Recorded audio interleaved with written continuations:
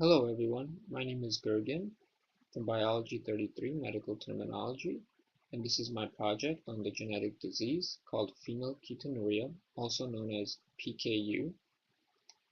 From the picture you can see that a blood test can be done from a baby's heel 1 to 2 days after birth to determine whether PKU is present or not. Phenylketonuria, or PKU, is a rare genetic disorder that affects a person's metabolism. This disease is hereditary and is the most prevalent disorder caused by an inborn error in amino acid metabolism. This birth defect causes an amino acid called phenylalanine to build up in the body. PKU is a disease that has affected many people across the world and in many different countries. Phenylketonuria is classified by the amount of phenylalanine in the human body. In a healthy person, the phenylalanine is used to build proteins, while the rest of it is broken down by the PAH enzyme and converted to tyrosine. A person with PKU, however, lacks the PAH enzyme, and therefore there is an accumulation of phenylalanine in the blood and tissues. Here we have some interesting statistics for the prevalence of phenylketonuria. 1 in 1,500 babies are born with PKU.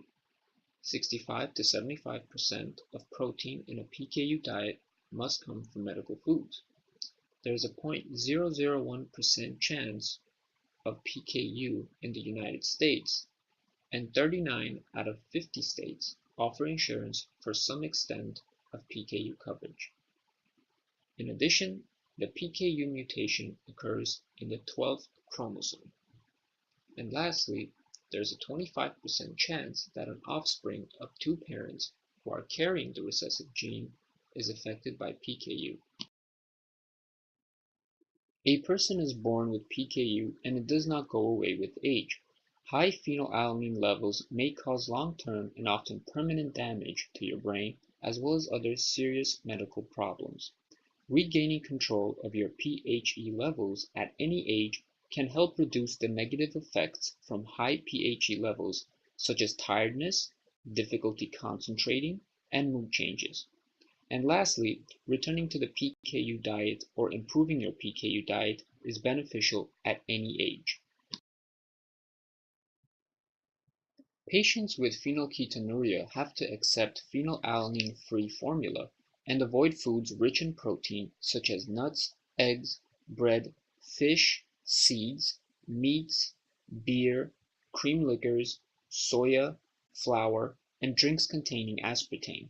As children get older and into adolescence, they become less compliant with their diet and have a more unrestricted diet due to many reasons including, but not limited to, difficulty of the dietary regimen, psychosocial and emotional factors, and issues relating to family stability.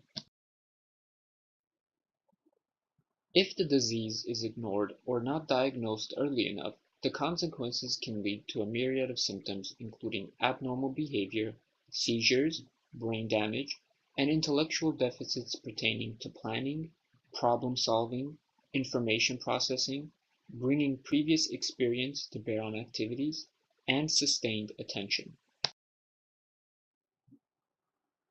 Because protein contains amino acids, a diet should completely do without any foods that contain protein if possible.